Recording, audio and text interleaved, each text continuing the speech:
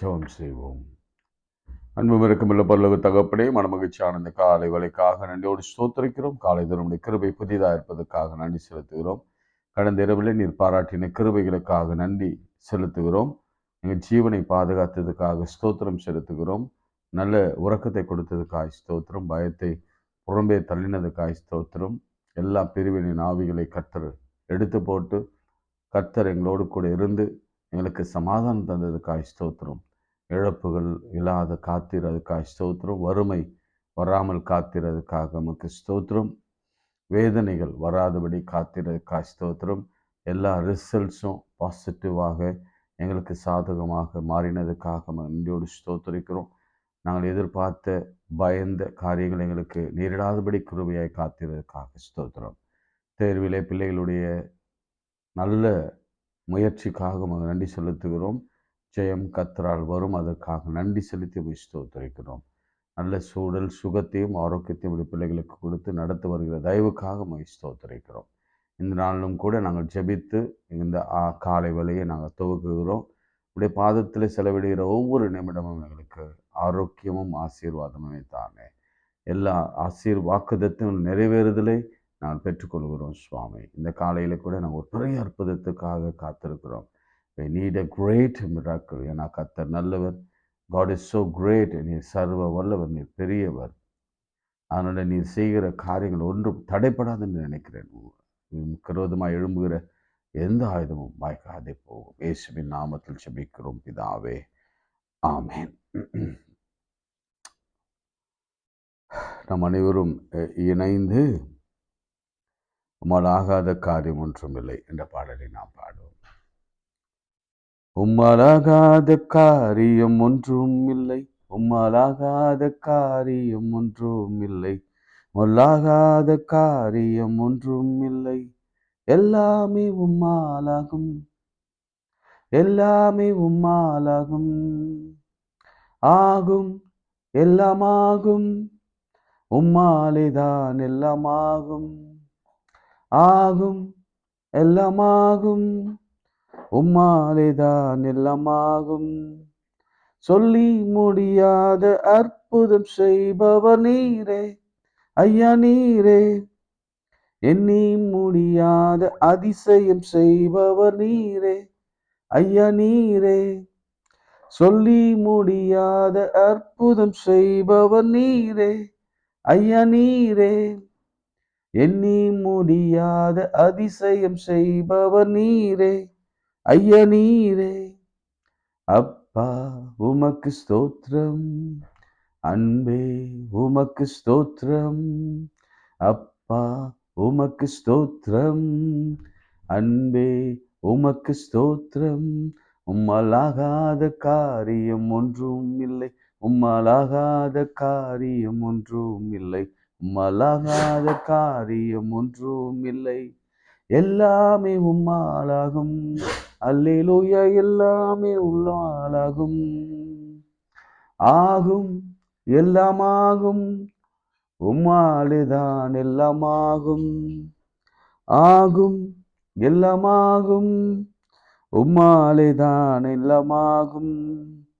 எனக்கு குறித்ததை நிறைவேற்றி முடிப்பவர் நீரே ஐயா, நீரே எனக்காக யாவையும் செய்து முடிப்பவர் நீரே ஐயா, நீரே எனக்கு குறித்ததை நிறைவேற்றி முடிப்பவர் நீரே ஐயா, நீரே எனக்காக யாவை செய்து முடிப்பவர் நீரே ஐயா, நீரே. அப்பா உமக்கு ஸ்தோத்திரம், அன்பே உமக்கு ஸ்தோத்திரம், அப்பா உமக்கு ஸ்தோத்திரம், அன்பே உமக்கு ஸ்தோத்திரம். உம்மாலாகாத காரியம் ஒன்றும் இல்லை, உம்மாலாகாத காரியம் ஒன்றும் இல்லை, உம்மாலாகாத காரியம் ஒன்றும் இல்லை, எல்லாமே உம்மாலாகும், எல்லாமே உம்மாலாகும், ஆகும் எல்லாமாகும், உம்மாலேதான் எல்லாமாகும், ஆகும் எல்லாமாகும், உம்மாலேதான் எல்லாமாகும். கைகளை உயர்த்தி ஜெயம் கர்த்தரால் வரும். மோசே உயர்த்தின போது ஆரோனும் ஊரும் சப்போர்ட் பண்ண போது கீழே இருந்து அவனுடைய மனைவி, பிள்ளைகள், இஸ்ரவேல் மக்கள் மேற்கொண்டார்கள். இன்னைக்கு 2 நிமிஷம் விசுவாசத்தோட நம்ம எங்கெல்லாம் தோற்றிருக்கிறோமோ, எங்கெல்லாம் தீங்கு அனுபவித்து கொண்டிருக்கிறோமோ, எங்கெல்லாம் வியாதிப்பட்டு மரண தருவாயில் இருக்கிறோமோ, பிரிவினையோடு எங்கெல்லாம் இருக்கிறோமோ, வறுமையோடு எங்கெல்லாம் இருக்கிறோமோ, அங்கிருந்து நம்ம மேற்கொள்ளப்படணும்னா நல்ல கையை உயர்த்துங்க. உயர்த்துவதற்குன்னு காரணம் என்னன்னா, எனக்கு வானத்தையும் பூமியும் உண்டாக்கின கர்த்தரிடத்திலிருந்து ஒத்தாசை வரும். மனுஷன் அல்ல. மனுஷனை நம்புவதை பார்க்கிலும் கர்த்தர் பேரிலே நம்பிக்கையாய் நாங்கள் இருக்கிறோம் என்று சொல்வதற்கு அடையாளம். நல்ல கையை உயர்த்துங்க. இன்னைக்கு நம்ம மேற்கொள்ள போறோம், நாளைக்கு நம்ம சாட்சியா நிற்க போறோம். இன்னைக்கு மேற்கொள்றோம், நாளைக்கு சாட்சியா நிற்போம். நமக்கு விரோதமாய் உருவாக்கப்படுகிற எந்த ஆயுதமும் கர்த்தர் வாய்க்காதி போக பண்ண போகிறார். சரீரத்துல ஒரு பெரிய சுகம், பெரிய பலன், பெரிய ஆரோக்கியம், பொருளாதாரத்திலே ஒரு பெரிய ஆசீர்வாதம், வறண்ட நிலத்தை நீரூற்றாய் மாற்றுகிறவர் நம்மத்தில் இருக்கிறார். எல்லா உடல் உறுப்புகளின் பாதைகளும், யூட்ரஸிலிருந்து இருதயம், சுருநீரகம், கணையம், மூளை மண்டலங்கம், சைனஸ், எலும்பு சம்பந்தமான வியாதிகள், சரும சம்பந்தமான வியாதிகள், குழந்தை இன்மை சம்பந்தமான வியாதிகள், கட்டிகள் சம்பந்தமான வியாதிகள், ஏன் கேன்சர்கள் சம்பந்தமான வியாதிகள். மோசே உயர்த்தின பொழுது ஒரு கூட்டத்திற்கே கர்த்தர் மீட்பை கொடுத்தார். நாம் மேற்கொள்வோம். சொல்லுங்க, நாம் மேற்கொள்வோம். கர்த்தர் எங்களை மேற்கொள்ள பண்ணுவார், எங்களை சாட்சியா நிறுத்துவார். விரும்புகிறோம், நம்புகிறோம், உண்மையை உறுதியாய் பற்றி கொண்டுகிறோம். இயேசு தவிர, சர்வ வல்லவராகிய யெகோவா தவிர, பரிசுத்தாவியானவர் தவிர எங்களுக்கு ஒரு உதவியும் வராது. உதவி எல்லாம் அவராலே வரும். காரியம் அவராலே சித்தி பெறும். ஜெயம் கர்த்தரால் வரும். சுகம் அவரால் வரும். இயேசுவின் நாமத்தில் பிதாவே, ஆமென். பிரியமானவர்களே, நேற்று நாம் இந்த மார்க் 5ஆம் அதிகாரத்தை நாம் ஆரம்பித்து நமக்கு கண்ணுக்கு தெரியாத ஒரு ஈவில் நாம சிரித்து கொண்டிருக்கிறோம். பொல்லாத பிசாசு அது, பொல்லாத ஈவில் அது. நேற்று நான் சொன்னேன், என் அனுபவபூர்வமாக சொன்னேன். நம்ம வேதத்தில் பல அனுபவங்களை நாம் பார்த்து கொண்டிருக்கிறோம். ஏன்னா பிசாசினால பாதிக்கப்பட்டவங்க எங்கே இருக்கிறாங்க, கல்லறையில் அவங்க இருக்கிறத நம்ம பார்த்தோம். 7 பிசாசு பிடித்திருந்த ஒரு பெண்ணை நம்ம பார்க்கிறோம். எவ்வளோ கஷ்டம் இருக்கும் யோசிக்கும். ஒரு பிசாசுக்கே அவ்வளோ பிரச்சனை வரும்னா 7 பிசாசு பிடித்திருந்தா எவ்வளோ பிரச்சனை வரும். பிசாசின் சிம்டம்ஸ் எல்லாம் நேற்று நாம் பார்த்தோம். என்னுடைய ஊழியத்திலே கூட நடந்த சில அனுபவ சாட்சிகளை, உயிருள்ள சாட்சிகளை, ஜீவனுள்ள சாட்சிகளை, உண்மையான சாட்சிகளை உங்களோடு கூட நான் பகிர்ந்து கொண்டேன். அது என்னுடைய மேன்மைக்காக அல்ல, நான் திரும்ப சொல்கிறேன். என்னுடைய கிரெடிட் எல்லாம் யாருக்கு கொடுப்பேன்னா, என்னோட கூட சேர்ந்து இருந்த அந்த சின்ன பிள்ளைகளுக்கு நான் கொடுப்பேன். ஏன்னா பிள்ளைகளை போர் சேவகர்களாக கர்த்தர் மாற்றுவார். ஆமென். அந்த போ பெருசு தான், அதுலேருந்து வருகிற ஒரு ஆரோ தான் உடலை, உயிரை குடிக்கும். அதனால தான் பலவான் கைகளில் இருக்கிற அம்புகளுக்கு நம்ம பிள்ளைகள் ஒப்பாக இருக்கிறார்கள். சரிங்களா? அந்த வசனம் உங்களுக்கு இப்போ புரியும்னு நினைக்கிறேன். சின்ன ஆரோ தான் அந்த போ, பெரிய போ, கைகள்லாம் பெரிய புயம் நிறைந்த கை. பட் அந்த ஆரோ, அந்த சிறு பிள்ளைகளில் வைத்து தான் ஆண்டவர் பெரிய அற்புதங்களை செய்தார். என்னையும் கொஞ்சம் பயன்படுத்தினார், அவ்வளவுதான். இப்போ நான் தொடர்ந்து வாசிக்கிறேன், கவனிங்க. அவன் இயேசுவினிடத்தில், மார்க் 5ஆம் அதிகாரம், மார்க் சாப்டர் 5 verse 6, அவன் இயேசுவை தூரத்தில் கண்டபோது ஓடி வந்து அவரை பணிந்து கொண்டு. ஃபர்ஸ்டே பாருங்க, he worshipped அல்லது he knelt before God. அவன் சாஷ்டாங்கமாய் விழுந்தான். அவனுக்கே தெரியுது ஆண்டவரை பணிந்து கொள்வது எப்படின்னு தெரியுது. நான் ஒரு சின்ன கேள்வி கேட்குறேன். என்னைக்குன்னா ஒரு நாள் உங்க வாழ்க்கையில தாழ விழுந்து என் ஆண்டவரை பணிந்து கொண்டு இருக்கிறீங்களா? என்னைக்குன்னா ஒரு நாள், ஒரே ஒரு நாள் அப்படியே நின்று தாழ விழுந்து கையிலெல்லாம் நீட்டி என் ஆண்டவர் சமூகத்துக்கு நேராக ஆலயத்திலேயோ வீட்டிலேயோ அல்லது வேறு வனாந்தரமான இடங்களிலோ சாஷ்டாங்கமாய் விழுந்து என்னைக்காவது பணிந்து கொண்டிருக்கிறீங்களா? பிசாசு சொல்லி தருகிறான் ஆண்டவர் எப்படி வழிபட வேண்டும் என்று. நாம் இப்போ அவனிடத்திலிருந்து கற்றுக்கொள்ள போகிறோம். Today we are going to learn a lesson from a devil.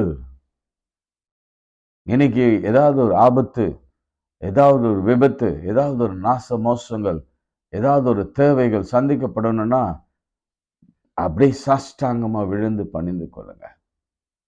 2-3 முறை எனக்கு நினைவு இருக்கிறது. என் தகப்பனார் மரண அவஸ்தையில போனார். 3 முறையும் நான் செய்த காரியம் சாஷ்டாங்கமாய் விழுந்து பணிந்து கொள்வதுதான். அதே போல என்னுடைய வர்ஷிப்ல பல நேரங்களில எனக்கு ஆவியானவர் போதித்தது தான். எனக்கு யாரும் சொல்லிக் கொடுக்கல. பைபிள் இருக்கிற சில காரியங்கள் மாத்திரம் நான் பிடித்து கொண்டு நான் அதை விட அதிகமாய் செய்ய வேண்டும் என்ற ஒரு முனைப்பு எனக்கு உண்டு. அதனாலதான் சாஷ்டாங்கமாய் விழுந்து பணிந்து கொள்வேன். யாரும் பார்க்கலன்னா சாஷ்டாங்கமாய் ஆல்டர்ல கூட முழங்கால் என்று என் நெற்றி தரையில படும். அப்பொழுதுதான் எனக்கு ஒரு நிம்மதியே கிடைக்கும். This is what உங்க வாழ்க்கையில கூட அது நீங்க பாருங்க, செய்து பாருங்க. பணிந்து குனிந்து முழங்கால் படிட கடவுள் சாஷ்டாங்கமாய் விழுந்து பணிந்தார். இன்னைக்கு நீங்க ஒரு ட்ரை பண்ணுங்க.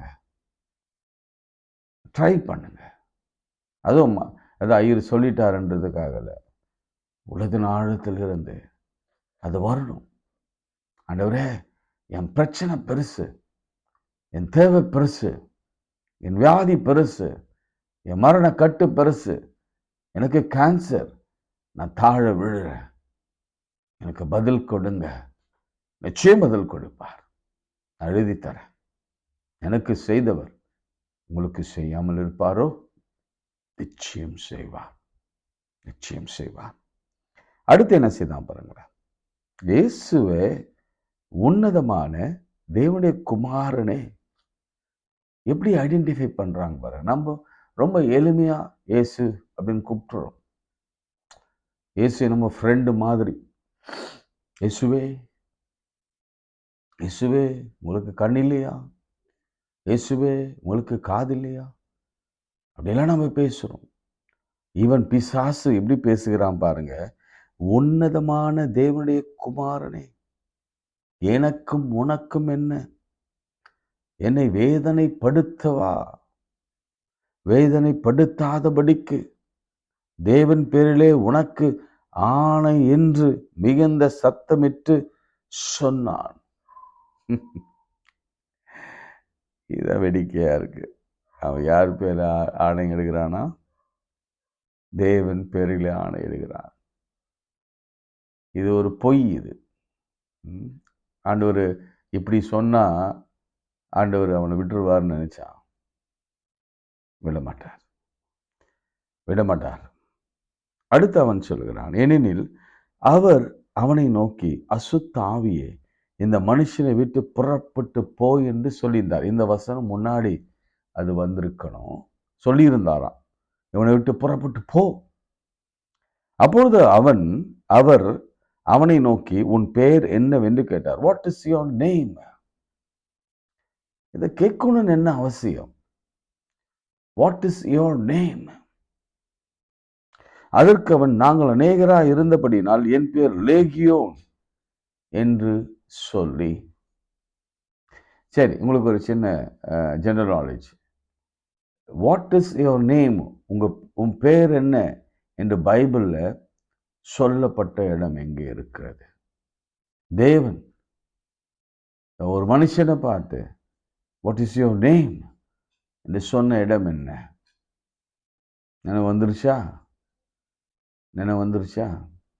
யார்கிட்ட சொன்னாரு? ஆமா, எஸ், யாக்கோபு இடத்துல சொன்னார். யாக்கோபு பிந்தி தனித்திருந்த பொழுது, பிந்தி தனித்து அவர் கால்களில் பிடித்த பொழுது, சர்சாங்கமாய் விழுந்த பொழுது ஆண்டவர் கேட்டார், வாட் இஸ் யுவர் நேம் என்று சொன்னார். அதற்கு அவன் சொன்னான், ஜாக்கப் என்று சொன்னான். யாக்கோபு. யாக்கோபு என்றால் என்ன அர்த்தம்? எத்தன், ஏமாற்றுக்காரன், அல்லது பேராசை பிடித்தவன், வஞ்சிக்கிறவன், இப்படி பல பொருள்கள் உண்டு. ஆண்டவர் சொன்னார், இல்லை இல்லை, அந்த பெயர் உனக்கு பொருந்தாது. இன்னைக்கு ஒரு புதிய பெயரை நான் உனக்கு கொடுக்கிறேன். இனி உன் பெயர் இஸ்ரேல் எனப்படும். Today onwards your name has been changed as Israel. இன்னைக்கு உங்களையும் என்னையும் பார்த்து ஆண்டவர் கேட்கிறார், வாட் இஸ் யுவர் நேம்? உங்க பேர் என்ன? What is your name? நீங்க உடனே சொல்லலாம், my name is so and so. இல்லை இல்லை இல்லை, இந்த பேருக்கு பின்னாலே ஒளிந்திருக்கிற நம்முடைய குணங்கள் என்ன? இந்த லேகியோனுக்கு பின்னாடி ஒளிந்திருந்தது அநேக பிசாசுகள். இன்னைக்கு அநேக பேர்கள் பார்க்க அழகா இருப்பாங்க, பேரும் அழகப்பன் வைத்திருப்பாங்க, பட் உள்ளுக்குள்ள அழுக்கு இருக்கும். நல்ல தம்பி அப்படின்னு வைத்திருப்பாங்க, உள்ளுக்குள்ள கெட்டவனா இருப்பாங்க. அந்த மாதிரி சொல்லிக்கொண்டே போகலாம். யாரோ பேரு சொன்ன தப்பா நினைச்சுக்காதீங்க. ஃபார் எக்ஸாம்பிள் நான் சொல்ல வரேன். அதே போல இன்றைக்கு ஆண்டவர் உங்கள் பெயரையும் பர்டிகுலரா he wants to know your name. உங்க பேர் அறிந்து கொள்ள வேண்டும் என்று விரும்புகிறார். அதனாலதான் ஏசாயா தீர்க்கதரிசியில நான் வாசிக்கிறோம், அவர் பெயர் சொல்லி அழைத்து அறிந்திருக்கிறார். அவர் பேரை கேட்கிறான்னா அதுக்கு ஒரு அர்த்தம் இருக்கும். ஏன்னா அவர் உங்க பேரை பரலோகத்தில் எழுதப்பட வேணும், ரெஜிஸ்டர் பண்ணப்பட வேணும். அதை ஒருவனும் ஒன்று செய்ய, பரலோகத்தில் உங்க பேர் ரெஜிஸ்டர் ஆயிடுச்சுன்னா நாம் சொன்னால் ஒழிய அந்த பேரை கர்த்தர் கிறுக்கி போடவே மாட்டார். மோசேயின் பேர் பரலோகத்தில் இருந்த பொழுது மோசே ஒரு வேண்டுகோள் வைத்தார். என்ன வேண்டுகோள் தெரியுமா? இந்த ஜனத்தோடு நீங்க வந்து இவங்களை நீங்க அழிக்காம நீங்க கானான் தேசத்துக்கு கொண்டு போகணும். அப்படி போகலைன்னா என் பேரை நீங்க உங்க ஜீவ புஸ்தகத்துல கிறுக்கி போடுங்க, எனக்கு வேண்டாம். இன்னைக்கு உங்க பேர்கள் ஜீவ புஸ்தகத்துல எழுதப்பட்டு இருக்கிறதா?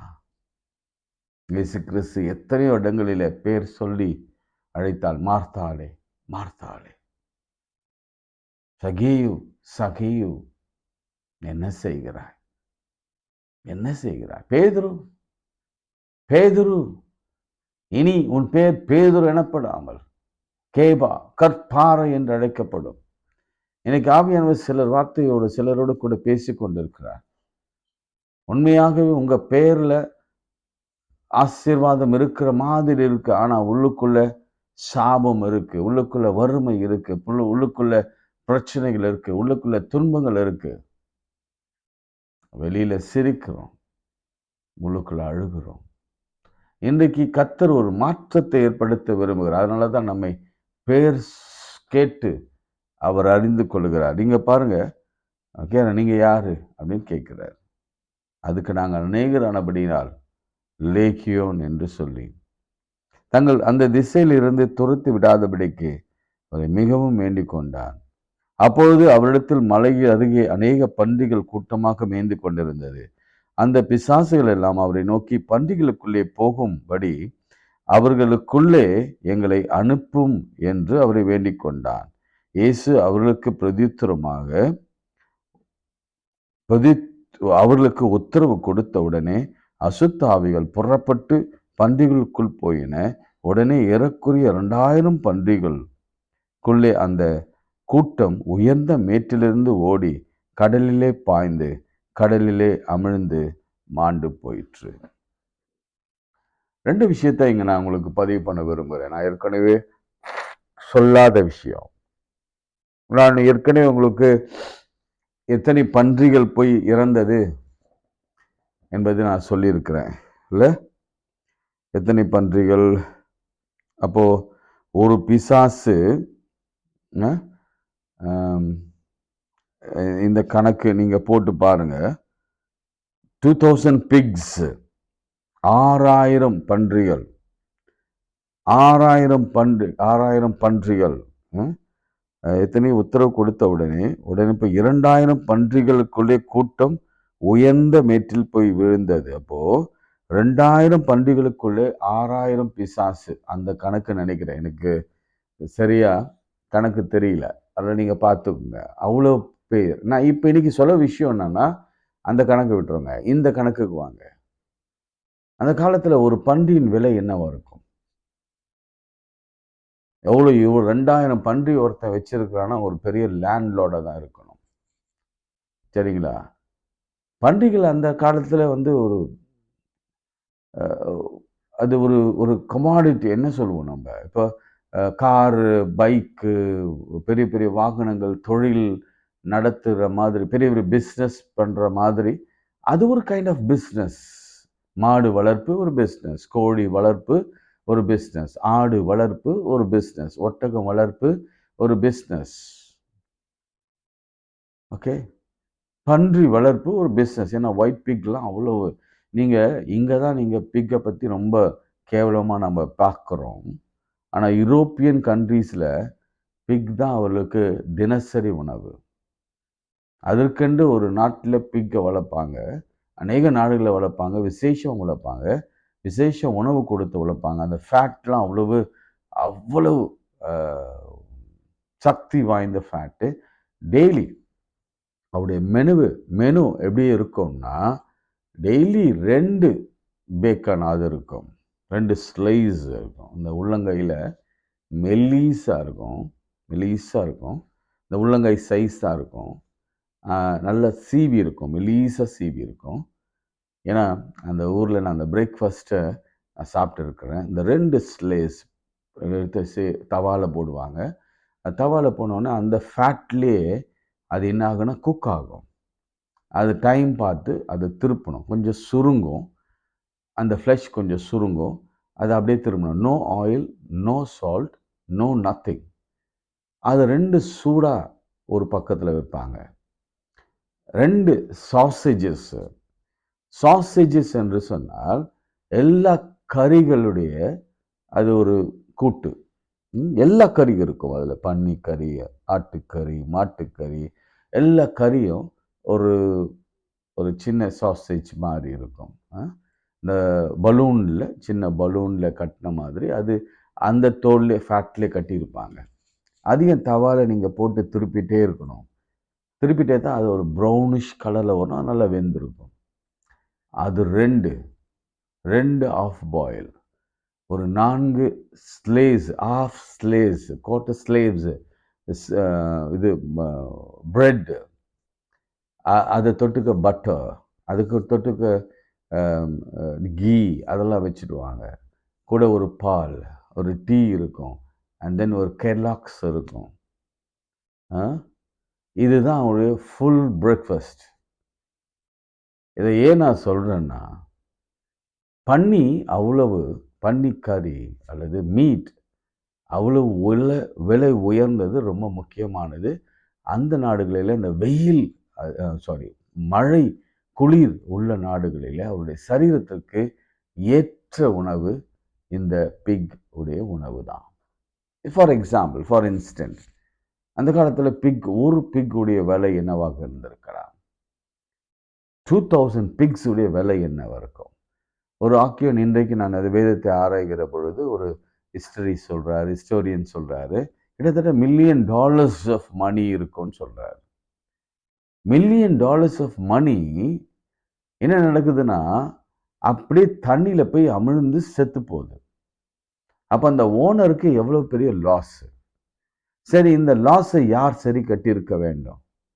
நிச்சயமாக இயேசுவிடத்துல வந்து கேட்டிருப்பாங்க. அவங்க பயந்து அனுப்பினாங்கன்னு தான் வேதம் சொல்லுகிறது.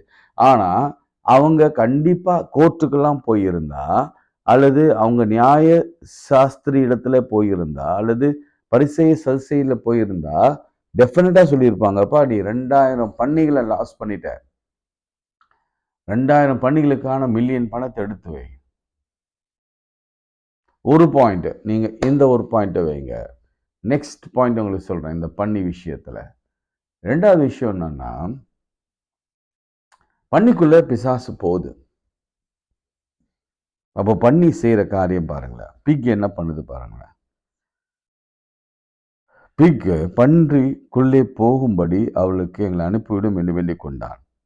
இயேசு அவைகளுக்கு உத்தரவு கொடுத்தோட அசுத்தாவிகள் புறப்பட்டு பண்டிகளுக்குள்ளே போயின.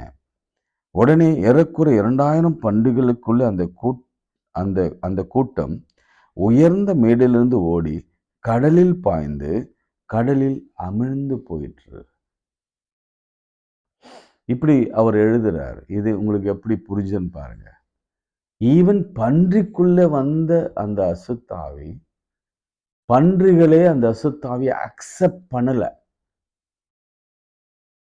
புரியுதா உங்களுக்கு? பன்றிகளே, 5 அறிவு உள்ள பன்றிகளே அந்த அசுத்தாவியை தனக்குள்ள வைத்துக்கொள்ள விரும்பல. அதனால தலை தெறிக்க ஓடி, ஐயோ இந்த அசுத்தாவியோடு கூட என்னால வாழ முடியாது என்று சொல்லி அதுவாகவே போய் தற்கொலை பண்ணி செத்து போச்சான். அப்போ அந்த பேயுடைய கொடூரம் பாருங்க, அந்த ஈவலுடைய கொடூரம் பாருங்க, அந்த டெவிலுடைய கொடூரம் பாருங்க.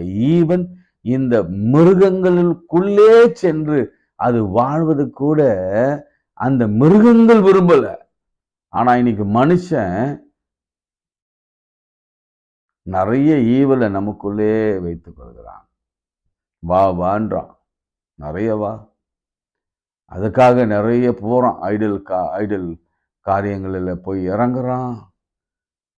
நிறைய என்ன மந்திரம் தந்திரம் செய்கிறவரிடத்துல போகிறான். இன்னைக்கு ஒரு நியூஸ் நான் பார்த்தேன். திருவல்லிக்கேணியில ஒருத்தன் என்ன பண்ணியிருக்கிறான், இங்கேயோ ஒருத்தன் சவுத்துல இருந்து வந்து ஒருத்தரை கொலை செய்யும்படியாக மாந்திரகம் பண்ணும்படி அவங்ககிட்ட 25 லட்சம் கொடுத்துருக்குறான். எப்படி? மர்டர் பண்ணும்படி. இதுல சூனியம் வைத்து மந்திரம் வைத்து கொலை செய்யும்படி. எங்க போய் கொண்டிருக்கிறது உலகம்? அசுத்தாவியினாலே பாதிக்கப்பட்டிருக்கிறது. ஸோ நீங்க புரிஞ்சுக்கொள்ளுங்க, தி டெவில் அது வந்து ரொம்ப நம்ம எல்லைக்குள்ளே இருக்கக்கூடாது. அதற்காக நம்ம ஒரு பிரத்யேக ஜெபம், உபவாச ஜெபம். இந்த வகையான பிசாசு ஜெபத்தினாலும் உபவாசத்தினாலும் அன்றி வேறு ஒன்றினாலும் புறப்பட்டு போகாது என்று ஆண்டவர் சொல்லியிருக்கிறார். அதனால நம்மளாம் ஆண்டவராலே முத்திரிக்கப்பட்டபடினால பிசாசு வெளியே நின்றுதான் பார்த்து கொண்டு இருக்கிறான். எவனை விழுங்கலாமோ என்று கர்ஜித்து வகை தேடி கொண்டு இருக்கிறான். சிங்கம் போல வகை தேடி கொண்டு இருக்கிறான். கொஞ்சம் சான்ஸ் கொடுத்தாலும் அவன் உள்ள வந்து உட்கார்ந்துப்பான். உட்கார்ந்தானா போச்சு, நம்ம ஐடென்டிட்டி போச்சு, நம்ம தன்மானம் போச்சு, நம்ம வாழ்க்கை போச்சு, நம்ம உடை போச்சு, நம்ம மரியாதை போச்சு, நம்ம கண்ணியம் போச்சு, நம்முடைய சரீரம் அவ்வளவுதான், குத்துண்டு நாமே குத்தி கொண்டு அவ்வளவுதான் காலி. அதனால அதற்கு எதிர்த்து நில்லுங்கள், அவன் ஓடி போவான். அதனாலதான் ஆண்டவர் சொல்றாரு, you must have a discerning spirit. You must know which is evil and which is good. எது பொல்லாத பிசாசு என்று தெரியணும், எது பரிசுத்தம் என்று புரியணும். அதனால ஈவில் கொண்டு வருகிற தாட், ஈவில் கொண்டு வருகிற பாவங்கள், ஈவில் கொண்டு வருகிற பழக்க வழக்கங்கள், ஈவில் கொண்டு வருகிற பிரிவினைகள், ஈவில் கொண்டு வருகிற வியாதிகள், இது எல்லாவற்றையும் நம்ம போராடி மேற்கொள்ள வேண்டும். We have to fight against them. ஆண்டவர் அந்த பலத்தை கொடுத்திருக்கிறார். சர்வாயுத வர்க்கங்களை நமக்கு கொடுத்திருக்கிறார். Great armour from head to toe armour கொடுத்திருக்கிறார். அதனால ஒரு சேதம் நமக்கு அணுகாது. பாருங்க எத்தனை மில்லியன் வேஸ்ட். அந்த மில்லியன் இதுக்கு ஆன்சர் என்னன்னா, இந்த மில்லியன் கூட கொடுத்து என் ஆண்டவர் ஒரு ஆத்மாவை காக்க, தப்புவிக்க, டெலிவர் பண்ண அவர் விரும்புகிறார். அல்லேலூயா. எவ்வளவு நம்ம ஜீவனுக்கு, நம்முடைய உயிருக்கு, பிசாசிலிருந்து நாம் விடுதலை பெறுவதற்கு ஆண்டவர் கொடுக்கிற விலைக்கிரயம், அது கடைசியா ரத்தம். ஆனா அவர் வாழும்பொழுது கொடுத்த விலைக்கிரயம் என்னன்னா, எனக்கு தெரிஞ்சு ஒருவேளை அவரை கேட்டு இருந்தா அந்த 2000 பன்றிகளுக்கும் அவர் பணம் கொடுத்திருக்க வேண்டும். more than $1 million money. ஆண்டவர் அதெல்லாம் அற்பமும் துச்சமும் என்று எண்ணினார். காரணம், அவருக்கு ஒரு ஆத்மா அவருக்கு வேணும். வசனம் சொல்லுகிறது, ஒரு ஆத்மாவின் நிமித்தம் பரலோகத்திலே சந்தோஷம் மிகுதியா இருக்கும். Always is searching for one soul at a time. சமாரிய பெண் one soul at a time. இந்த ஒன் சோல் தான் ரொம்ப ரொம்ப பயங்கரமா இருக்கும். ஆண்டவருக்கு செய்யும் பின்னாடி ஊழியம். இது நடந்தது என்ன, நல்ல கவனிங்க பாருங்க. Almost I'm going to finish now. என்ன செய்யறாங்க, இயேசு அவளுக்கு உத்தரவு கொடுத்து செத்துச்சு. பண்டிகை மைத்தவர்கள் ஓடி பட்டத்தில் சுற்றுப்புறங்களை அறிவித்தாள். பாருங்க, உடனே கம்ப்ளைண்ட்லாம் போயிடுச்சு. அப்பொழுது சம்பவத்தை பார்க்கும்படி ஜனங்கள் வந்துட்டாங்க. அவ்வளவுதான், கொம்பு கடி தடியெல்லாம் கொண்டாந்துட்டாங்க. அப்படிதான் யோசிக்கிறேன். சும்மாலாம் விட்டுருவேன். எங்க நம்ம வீட்டு மாட்டை எத்தனை போயிட்டு எங்கன்னா அடிச்சு உடச்சு சாகடிச்சிட்டோம்னா விட்டுருவீங்களா? நம்ம ஆட்டை காலை ஒடிச்சா விட்டுருவாங்களா? அல்லது நம்ம நாயை தொடுத்தனா விட்டுருவோமா? நம்ம வீட்டில் ஒரு பெட் இருக்கு, அது யாராவது முறைச்சா கூட எனக்கு கோவம் வரும். ஏன்னா அது நம்மோட வளர்ந்துருச்சு, பிள்ளையா வளர்ந்துருச்சு, நம்முடைய உறுப்பினராக மாறுச்சு. அப்போ பன்றிகள் 2000 பன்றிகள் போச்சுன்னா இயேசுவுக்கு என்ன சிச்சுவேஷன் வந்திருக்கும் பாருங்க. ஒரு ஆத்மாக்காக he stood before many people. இல்ல அங்க பாருங்க, இயேசுவிடத்தில் லேகியோன் ஆகிய பிசாசு பிடித்திருந்தவன் அவன் வந்த பொழுது எப்படி இருந்தானா, பிடித்திருந்தவன் வஸ்திரம் தரித்து உட்கார்ந்து புத்தி தெளிந்தவன் நான் இருக்கிறதை கண்டு கொஞ்சம் ஜெர்க்கானாங்க, பயந்தாங்க. யாரை பார்த்து? லேகியோனை பார்த்து. நடாது, சங்கிலியில கட்ட முடியுமுள்ள, எல்லாரும் விரட்டினான், கல்லெடுத்து அடிச்சான், சத்தம் போட்டு கீச்சிட்டு கத்தினான், எல்லாரும் மிரட்டின்னு சுத்திட்டு இருந்தான், கேவ்ல நாட்டம் பிடித்த இடத்துல இருந்தான். அவன் என்ன சாப்பிட்டான்னு கூட தெரியாது, உடம்பு முழுவதும் ரத்தமா இருந்தது, அவனை பார்க்கவே கொடூரமா இருந்தது. எல்லாம் பயந்து ஓடினாங்க. இன்னைக்கு ட்ரெஸ்ஸை போட்டு உக்காந்தோன்னா கொஞ்சம் ஜெர்க் ஆயிட்டாங்க, கொஞ்சம் பயம் வந்துருச்சு. ஐயோ, காசு கேட்கவும் பயம் வந்திருக்கும், அவன் ஏதாவது பண்ணிட்டானா? இல்ல, இதெல்லாம் நடந்திருக்காது, ஆனா நடந்திருக்கலாம். இவனை பார்த்து ஆச்சரியப்பட்டவன் சொல்றாங்க, பிசாசு பிடித்திருந்தவனும் பன்றிகளுக்கு சம்பவித்தது கண்டவர்களோ அவளுக்கு விவரமாய் சொன்னார்கள். அப்போது தங்கள் எல்லைகளை விட்டு போகும்படி அவரை வேண்டிக் கொள்ள தொடங்கினார்கள். தயவுசெய்து நில விட்டு போயிடுங்க, உங்களுக்கு நாளைக்கு ஒரு பிரச்சனை வந்துடக்கூடாது. உங்களால எங்க ஊர்ல ஏதோ பிரச்சனை வந்துடக்கூடாது. இப்போ பாருங்க, 2000 லாஸ் ஆயிருக்கு எங்களுக்கு, ஜனங்க என்ன செய்வான்னு தெரியாது, தயவுசெய்து போயிடுங்க ஐயா என்று சொல்லி அவர்களை அனுப்பிவிட்டார்கள். யாரு? ஏசு. அப்போ அவன் சொல்றான், அப்படி அவர் படவில் ஏறுகிற பொழுது பிசாசு பிடித்திருந்த அவரோட கூட இருக்கும்படி தனக்கு உத்தரவு கொடுக்கும்படி அவர் வேண்டிக் கொண்டான். அவன் சொல்றான், ஐயா நான் வந்துடுறேன், ட்ரெஸ்லாம் போட்டான், பியூட்டிஃபுல்லாக இருக்கிறான், ஊழியத்துக்கு நான் வந்துடுறேன், சீஷு நான் வந்துடுறேன். அப்போ ஆண்டவர் சொல்ற வார்த்தை என்ன பாருங்க, ஏசு அவனுக்கு உத்தரவு கொடாமல், this is a first time, உத்தரவு கொடாமல் நீ உன் இன்னத்தாடத்தில் உன் வீட்டுக்கு போய் கர்த்தர் உனக்கு இறங்கி செய்தவைகள் எல்லாம் அவர்களுக்கு அறிவி என்றார். அந்தபடியே அவன் போய் இயேசு தனக்கு செய்தவைகள் எல்லாம் தெக்கப்போலி எனும் நாட்டிலே பிரசித்தம் பண்ண தொடங்கினால் எல்லாரும் ஆச்சரியப்பட்டார்கள். நீங்க கேட்கலாம், ஒய் 2000 பன்னியை சாகடிச்சு தைரியமா அந்த லேகியோனை கன்ஃபரண்ட் பண்ணி எதிர்த்து நின்று அவனுக்கு விடுதலை வாங்கி கொடுத்து வெளியே போ, புறப்பட்டு போ, வெளியே போன்னு சொல்லி அதற்றி அவனை டெலிவர் ஆக்கி, அந்த வார்த்தை தான் பயன்படுத்தணும், விடுதலை ஆக்கி, பிசாசில் இடத்திலிருந்து அவனை விடுதலை ஆக்கி. ஏன் அதை செய்யணும்? பிரியமான நல்ல கவனிங்க. அந்த ஒரு ஆத்மா எங்க போகணும்? அந்த ஒரு மனுஷன், ஒரு வாலிபன் எங்க போகணும்?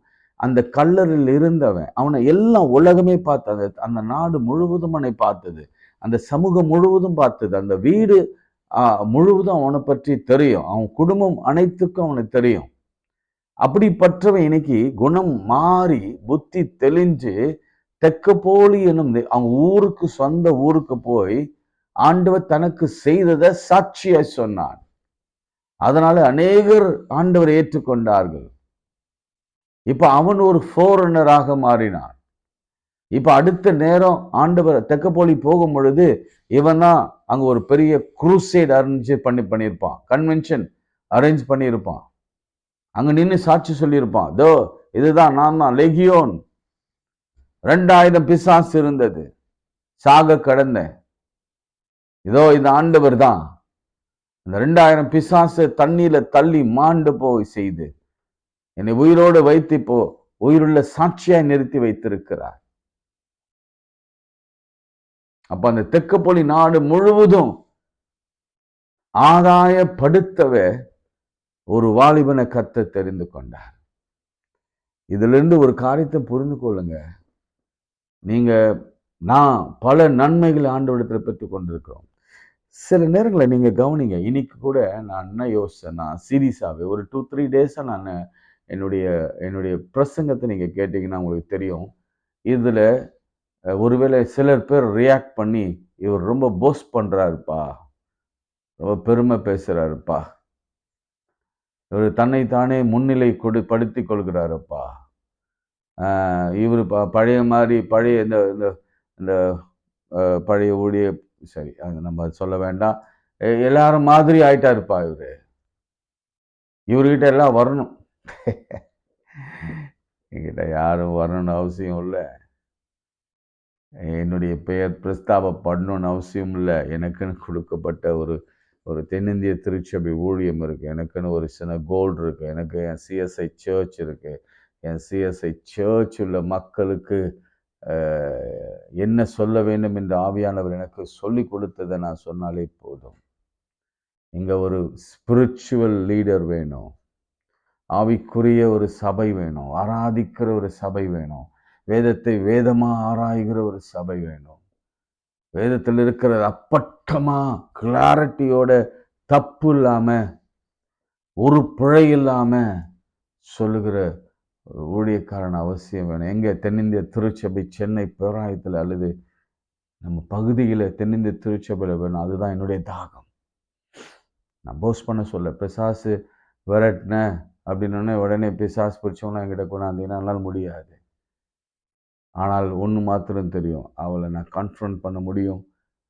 அதனால தான் எனக்கு உள்ள ஒரு பெரிய வசனம் என்ன ஞாபகம் தெரியுமா? அது உங்கள் விசுவாசத்தினால தான் போகும். நாங்கள் ஜெபிப்போம், ஆனால் உங்களுக்கு அந்த விசுவாசம் வேண்டும். ஸோ அப்படி இருக்கும் பொழுது நான் ஏன் அந்த சாட்சி சொல்கிறேன் அப்படின்னு சொன்னா, ஒரே ஒரு காரணம், இயேசுவின் நாமம் உயர்த்தப்பட வேண்டும். இப்போ எவ்வளவு பேர் கேட்கிறோம், எவ்வளவு பேர் கேட்கும் பொழுது அதுல என்ன ஒரு குறிப்பு போகுதுன்னா, இயேசுவால ஒரு பெரிய பேயை விரட்ட முடியும். அதாவது தம் பிள்ளையே சாப்பிடுகிற பேயை விரட்டணும். இயேசுவாலே தற்கொலைக்கு தூண்டுகிற ஆவிகளை விரட்ட முடியும். இயேசுவால ஒரு வாலிப பிள்ளைகளை சிதைக்கிற ஆவிகளை விரட்ட முடியும். அது மனுஷனால அல்ல, இயேசுவின் நாமத்தினால. இதை சொல்றதுனாலதான் போற இடங்களில் எல்லாம் இயேசு கிறிஸ்துவின் நாமத்தை அறிந்து கொள்கிற ஒரு கூட்டம் சேரும். உங்களுக்கும் அந்த வரம் வரும். நீ வாங்க, சேர்ந்து அந்த ஊழியத்தை செய்யலாம். நிச்சயமாக செய்யலாம். தெரியுமானவர்களே, எனக்கு குழந்தை கொடுத்தது கூட நான் அநேக சாட்சிகளை சொல்லியிருக்கேன். காரணம் என்ன தெரியுமா? ஆண்டவர் எனக்கு இறங்கி செய்ததை நான் சொல்லணும். அதனால் நடந்தது என்ன தெரியுமா? எனக்கு கொடுத்தவர், குழந்தைகளை கொடுத்தவர், இன்னைக்கு நான் சொல்றேன் பாருங்களேன், எனக்கு இறங்கி பிள்ளை பெறாது முடியாது என்று மருத்துவரால் கைவிடப்பட்ட நிலையில எங்களுக்கு பிள்ளைகளை கொடுத்த அதே ஆண்டவர் எங்கள் சாட்சியின் வழியா, அப்பெல்லாம் எனக்கு பேசவே தெரியாது, ரொம்ப ஆரம்பத்துல பேசவே தெரியாது, சும்மா கொஞ்சம் தான் சொல்வேன். கிட்டத்தட்ட 15-20 தம்பதியர்களுக்கு கர்த்தர் ஜெபத்தினாலே, இயேசு கிறிஸ்துவின் வல்லமையினாலே, அந்த ஏசாயா 66:9 குழந்தை பாக்கியத்தை கொடுத்திருக்கிறார், கொடுத்து கொண்டிருக்கிறார், இன்னும் கொடுப்பார், இன்றைக்கும் கொடுப்பார். ஒருவேளை பிசாசு உங்க கர்ப்பத்தை அடைத்திருந்தால் இந்த இயேசுவின் நாமத்தினால் இந்த பிசாசு விலகும். இன்னைக்கு ஜெபம் பண்ணலாம், கையை உயர்த்துங்க. ஆண்டவரே, எங்களுக்கு விரோதமாய் பிசாசு கொண்டு வருகிற தடைகள், வியாதிகள், பலவீனங்கள், சோர்வுகள், இழப்புகள், வறுமைகள், வேதனைகள், பிரிவினைகள், பயங்கள் இயேசுவின் நாமத்தினால் விலகுவதால், மரண இருள் இயேசுவின் நாமத்தில் விலகுவதால், எல்லா உறுப்புகளும் விலகட்டும், எல்லா உறுப்புகளும் சுகமாகட்டும், எல்லா உறுப்புகளில் காணப்படுகிற பலவீனங்கள் எல்லாம் விலகட்டும் இயேசுவின் நாமத்தினால். பிள்ளைகள் யூட்ரஸ் குணமடையட்டும், கட்டிகள் மறையட்டும், தைராய்டு நார்மல் ஆகட்டும், ஜெயம் கர்த்தரால் வரட்டும், பிள்ளைகள் தேர்வு சிறப்பாக எழுதட்டும், வேலை கிடைக்கட்டும், உயர்வு கிடைக்கட்டும் இயேசுவின் நாமத்தினால். சிறுநீரக குணமடையட்டும், இரத்த கொதிப்பும் ஆண்டவரே, இரத்தத்தின் சர்க்கரை அளவும் இயேசுவின் நாமத்திலே கட்டுக்குள் வரட்டும். பிசாசு எந்தெந்த வகையில தொட நினைத்தாலும் எங்களுக்கு எல்லாம் ஒரே வசனம் தான் உண்டு. ஒரு கையில நாங்க வசனத்தையும் இன்னொரு கையில ஆட்டுக்குட்டியானுடைய ரத்தத்தை வைத்திருக்கிறோம். இயேசுவின் பெயரை நடுவுல வைத்திருக்கிறோம். ஒரு திங் அணுகாது. இன்னைக்கு நாங்க ஒரு பெரிய அற்புதத்தை பார்க்கணும். கையை உயர்த்துங்க. ஓ லார்ட், இயேசுவின் நாமத்தினாலே நீ சர்வ வல்லவரப்பா. இயேசு என்று சொன்னாலே, இயேசு கிறிஸ்து தேவனுடைய குமாரன் என்று சொன்னாலே, தாவீதின் குமாரன் சொன்னாலே, நீ வைராக்கியம் கொண்டு எங்களுக்கு செயல்படுத்த உள்ளவராகிறீ. அப்பா, ஒரு ஒரு ஒரு விஷயத்தை சொல்றோம். நீங்க இன்னைக்கு செய்கிறத நாங்க இறங்கி மற்றவர்களுக்கு சாட்சி சொல்லணும்னா இன்னைக்கு அந்த அற்புதம் செய்யுங்க. Do it today in Jesus Christ's name we pray. இறங்கி நாங்க சொல்றோம். ஒருத்தர் 2 பேர் அல்ல, லட்ச மக்களுக்கு நாங்க சொல்லுவோம். இறங்கி சொல்லுவோம். இதுதான் உங்களுக்கும் எங்களுக்கும் உள்ள ஒரு கங்கரன்ஸ். நாங்கள் செய்கிறோம் ஆண்டவரே, நிச்சயம் சொல்கிறோம். Thank you Lord. நீங்கள் உங்களுக்காக வழியை நாங்கள் ஆயத்தப்படுத்துகிறோம். இயேசுவின் நாமத்தில் பிதாவே, ஆமேன். நமது ஆண்டவராக இயேசு கிறிஸ்துவின் கிருபை, பிதாவாகி தேவனுடைய அன்பு, பரிசுத்தாவின் ஐக்கியம் நம் அனைவரோடும் இன்னும் இன்னும் சிதாக்கள் நிலைத்திருப்பதாக. ஆமேன். பிரியமானவர்களே, நான் சொன்ன மாதிரி இது பாருங்க, ஒருத்தரை டச் பண்ணுங்க போதும். ஒரே ஒருத்தர் வாட்ஸ்அப்பில் தேடுங்க, தேடி தேடி தேடி ஒரே ஒருக்கு ஜெபம் பண்ணி அனுப்புங்க. ஒரு பகுதியே உங்களால் ஆண்டவருக்குள்ள கொண்டு வர முடியும். God bless you.